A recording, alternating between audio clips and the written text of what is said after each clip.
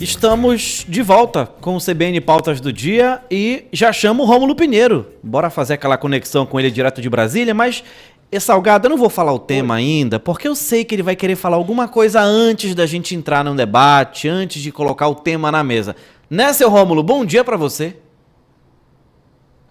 Muito bom dia, meu amigo Max Souza. Bom dia, Salgado em Macapá. E, na verdade, eu vou só retomar. A gente estava acompanhando vocês aí, falando de chuva, de lua cheia, de lobisomem. Lembrar que o lobo vai estar aí final de semana. E o pessoal curtindo as férias aí. Um abraço. Pronto, matou a vontade dele. Rômulo, bora lá, para onde é que a gente começa? Bora falar sobre a retomada do julgamento do marco temporal e também a taxação dos super ricos na pauta dos poderes em Brasília. Só antecipando, gente, super rico não é você que tem um Fiat Uno, um HB20, te acalma, não tem nada a ver com você. Não é nem o que tem um Civic. Uma Hilux, né? Te acalma. Não é nem uma Hilux, ele tem muito mais. É muito e muito mesmo, não é coisa pouca não. Talvez o Neymar se enquadre. É verdade, é verdade. A justiça espanhola que... Nesses últimos dias aí, o que a gente tem mais ouvido é isso. A gente, né, indignadíssima, porque agora o governo vai taxar os super ricos. E, nossa, isso surgiu aí como uma bomba para aqueles que se acham ou se entendem nessa categoria de pessoas. O governo está, então, tomando a propriedade privada. Aí começa aquela viagem de terra plana para cima, essas coisas que a gente está acostumado a ouvir, né? Mas a ideia nossa é trazer informação de qualidade para o nosso ouvinte, que é um ouvinte diferenciado. Ele sabe que esses projetos de lei, eles estão aí no escopo da reforma tributária, que está muito debatida, e, na verdade, traz uma política de equilíbrio fiscal, aliás, equilíbrio tributário. Nós sabemos que, e nós aqui, em geral, pagamos tributos muito acima de nossa capacidade, e pessoas que têm uma capacidade maior de pagar tributos pagam menos. Então, isso é uma forma de equilíbrio das relações tributárias que há muitos e muitos anos estão aí na mesa para discussão no Congresso Nacional. Isso, inclusive, Salgado e Max, é uma questão que até entre os especialistas na área, isso tem uma certa, não vou dizer uma unanimidade, mas os especialistas apontam a necessidade clara de fazer esses ajustes, porque quem precisa pagar mais, quem tem mais capacidade, tem que pagar mais. É um princípio básico do direito tributário, princípio da capacidade contributiva. Então você vê que essas correções estão sendo feitas na proposta de reforma tributária, lembrando que o governo ofereceu uma taxa de isenção maior para quem paga imposto de renda, e aí que nós vamos nos incluir, Salgado, Max, Dayan, João Vitor, que tem muito dinheiro também, o Heraldo, esse pessoal aí que tem muito dinheiro, né, na verdade, nem tanto assim como os super ricos, nós pagamos imposto de renda num percentual a cada vez que nós recebemos alguma coisa, parte disso é taxado para o Estado. E existem outras categorias de contribuintes que não são dessa forma. Então, o que o governo fez? São duas circunstâncias. Houve ontem a assinatura de uma medida provisória para taxar aquilo que a gente chama de fundos exclusivos. Ou seja, pessoas que têm dinheiro, e esse dinheiro, o investimento inicial, prepara o bolso aí da Ian e Max, né? Investimento mínimo de 10 milhões de reais para começar a participar desse fundo, que é um fundo exclusivo, ou seja, é uma cota única, e esse dinheiro fica rendendo valores lá fora, principalmente, sem que se cobre a tributação adequada a esses fundos. Então, esses fundos, a pessoa só paga o tributo quando ela retira do fundo e traz aqui para o Brasil. Então, a pessoa cria uma pessoa jurídica qualquer, ou então investe num fundo lá fora, geralmente paraíso fiscal, e aí fica rendendo esse valor semestralmente, mensalmente, e não se cobra tributo. E aí, se você trabalha aqui no Brasil e ganha mensalmente o seu salário, mensalmente tem que pagar o tributo. A gente sabe como funciona no Brasil. E lá fora não. Quem tem 10 milhões, por exemplo, investe lá fora, cria uma empresa, aliás, compra uma cota de um fundo exclusivo desses, fica recebendo dinheiro da remuneração, que é o justo, mas não recolhe o tributo adequado. Então, nós que não temos 10 milhões na conta, nós pagamos tributo que aqueles que têm 10 milhões para cima não pagam. Então, você tem a única forma de tributação na hora que ele saca esse dinheiro. Ou seja, há uma injustiça tributária bem flagrante nesse ponto. Então, nós temos medida provisória que precisa ser votada em até 120 dias para ter eficácia, mas também já é um projeto de lei para as offshores, né? Você lembra? O caso das offshores ficou famoso na época lá do Eduardo Cunha. Paraíso fiscal, que na verdade se cria uma pessoa jurídica para investir fora, num paraíso fiscal desse, na verdade só para você não ter uma movimentação de investimento em produtos, serviços, não, é só para ganhar dinheiro mesmo, para render o dinheiro. E esses valores, a tributação é muito abaixo daquilo que você aqui paga, você cidadão paga, ou eu pago aqui, para ter uma renda.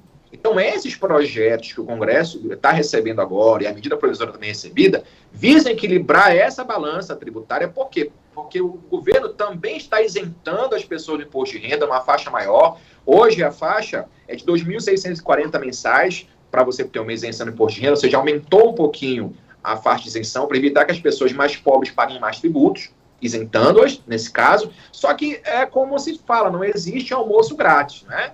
Quando se tem uma perda, tem que ter uma recomposição dessa perda. Então, o governo está estudando essa situação de oferecer essa folga para quem paga muito, mas também recompensar aqueles que recebem muito e não pagam. Então, diante dessa gritaria que está sendo feita, que o governo está taxando os ricos, e etc., eu queria lembrar que esses aí tem que ter no mínimo 10 milhões no investimento no fundo para começar a conversar. Agora, oi? O Rômulo. Não, eu que interrompi, né? Ô, Rômulo... Na verdade, que travou um pouco a chamada com o Rômulo. Não faz parte desse... Bora tentar retomar o contato, produção? Acho que a gente vai tentar retomar esse contato. Melhor. Que ainda tá travando um pouquinho, Salgado. Tô falando, e o Rômulo tá onde? Tá em Brasília, Rômulo? Eu acho que ele tá em Brasília. O Rômulo tá em Brasília, para ver. A conectividade em Brasília também é... E Rômulo, a gente... porque nesse finalzinho, nos últimos 40... E Rômulo, acho que a gente precisa refazer o contato, porque a conexão não ficou legal. Isso, o Rômulo saiu e já ele volta para continuar a explanação dele sobre a taxação dos super ricos, e já ele também entra no julgamento do marco temporal, porque teve manifestação por lá também, né? Manifestação, marco temporal que dá o que falar, é um assunto que rende muito. Há controvérsias, tem gente que apoia, tem gente que discorda, tem gente que protesta mesmo, de verdade. Eu tenho uma dúvida. E vem se arrastando. Diga, Salgado, qual é a sua dúvida? A minha dúvida é porque é a seguinte, e o Rômulo vai esclarecer isso, porque o STF está tomando uma decisão sobre o marco temporal. Paralelo a isso, o Congresso também tem uma votação que está... sendo encaminhada sobre o marco temporal. Como é que fica esse conflito entre quem legisla e quem mantém a Constituição? Porque quem legisla cria novas legislações, né? Novas leis. E o STF vem para normatizar isso. Então eu estou com essa dúvida aí, a gente esperando assim que o Rômulo voltar, assim que a gente conseguir o contato com ele tira essa dúvida pra gente.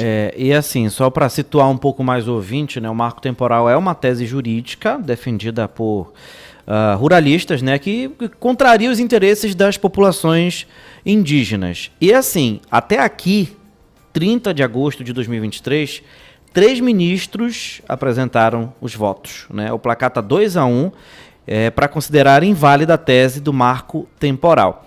E quando a corte retomar o julgamento, será a vez de André Mendonça votar. Depois dele, volta Cristiano Zanin, recém-postado na corte, né? O magistrado recebeu na terça-feira, ontem, né, no dia 29, a visita da ministra Sônia Guajajara. Tem sido polêmicas, hein? Tem, mas sabe de uma coisa?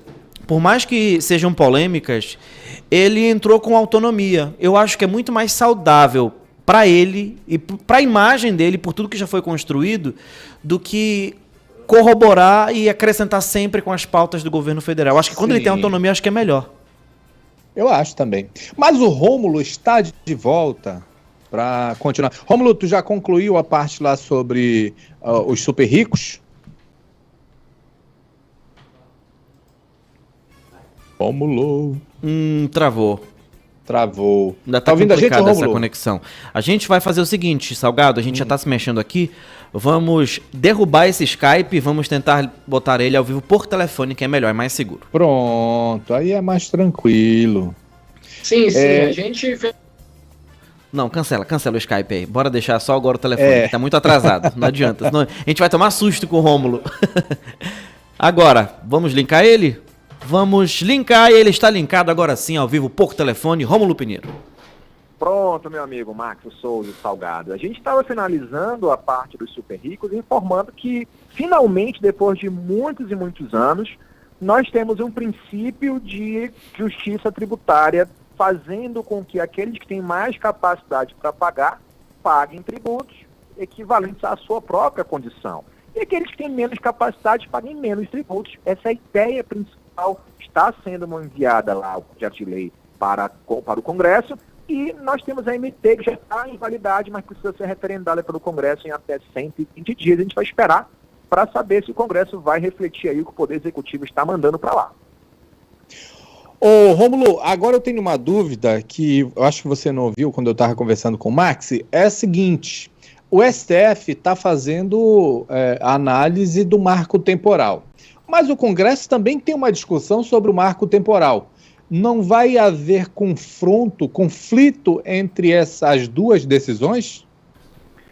Pois é, Salgado. Inclusive, hoje a retomada do julgamento do marco temporal, a gente sabe que esse julgamento ele já está aí desde 2016, já tem bastante tempo aí lá no STF, e ele foi suspenso agora em junho, a partir do pedido de vista do ministro André Mendonça, que deve iniciar agora à tarde a leitura do seu voto. O que acontece, Salgado, é que aqui nós temos uma grande discussão a respeito do chamado ativismo lá do Supremo Tribunal Federal, porque essa é uma discussão muito antiga, há projetos de emenda constitucional lá no Congresso discutindo o assunto, mas não se chegou a tempo de uma decisão em que há um conflito muito grande, conflito agrário no país, no Pará principalmente, no próprio Amapá, assim, existem essas informações, vem crescendo de maneira exponencial, vem pessoas morrendo, e isso tem tomado até o noticiário internacional. Então é importante que se ponha um fim, pelo menos haja uma segurança jurídica, para se determinar como é que fará, ou se deve fazer,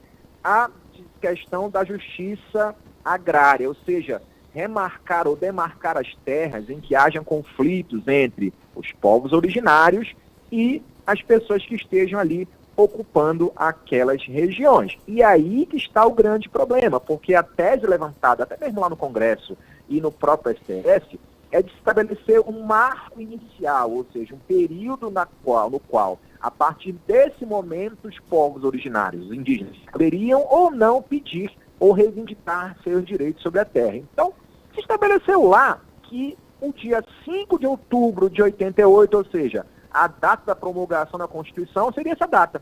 Então, se os povos originários não estivessem ocupando as terras até esta data, ou seja, daí para frente já não poderiam mais questionar. Isso é muito polêmico porque a gente sabe que há um muito grande de expulsão das comunidades indígenas dos seus locais de origem antes da Constituição de 88 e mesmo depois. E aí, se estabelecer um marco temporal, ou seja, se estabelecer uma data para, a partir de então, saber se o indígena pode ou não reivindicar sua terra, desconsidera essas circunstâncias em que eles foram expulsos, e muitos foram expulsos. Então, o que está se debatendo no STF é exatamente isso. Se deverá haver, enfim, uma data para que seja limite para se pedir a remarcação de terras pelos indígenas ou não. Nós temos aí já 3 votos já divulgados. Alexandre de Moraes foi contra a tese, ou seja, disse que não haveria, não é necessário que haja uma data específica. Assim votou o ministro Edson Fachin e o ministro Nunes Marques falou que era necessário, então, estabelecer o dia 5 de outubro como data inicial, como marco temporal. Então, nós temos, então, hoje o voto do ministro André Mendonça, que pediu vistas aí no último mês de junho, e provavelmente Rosa Weber deva estabelecer seu voto, já que ela vai sair agora no mês de setembro, então ela quer finalizar o mandato dela já com esse voto também dado. O que a gente sabe, que a gente acompanha aqui no STF, que vem sendo bastante divulgado, porque essas informações são bem amplas, né? Deve haver um novo pedido de vista, provavelmente até a sexta-feira, e a ideia é levar para que em banho-maria o julgamento, para que o próprio Congresso Nacional decida sobre o assunto, para evitar que se caia nessa pecha aí do STF, tá? Legislando sobre algo que não é de sua atribuição. E veja, Salgado e Max, que já há no Congresso aí uma PEC discutindo a questão do marco temporal, estabelecendo essa data. Isso dificulta, sim, os interesses dos indígenas, então há o interesse de que seja pelo STF, que a tendência é mais favorável, a princípio, do que lá no Congresso Nacional. O julgamento começa hoje, recomeça a ser comprado hoje às 14, a gente vai acompanhar também, porque isso é muito importante, não só para a região amazônica, mas para o interesse geral dos ouvintes da rádio CBN. É isso mesmo, 11h50, caramba, já. Rômulo, brigadão pela participação, tá bom? Eu que agradeço, um forte abraço e até a próxima quarta. Tchau, tchau, Rômulo. Até quarta que vem.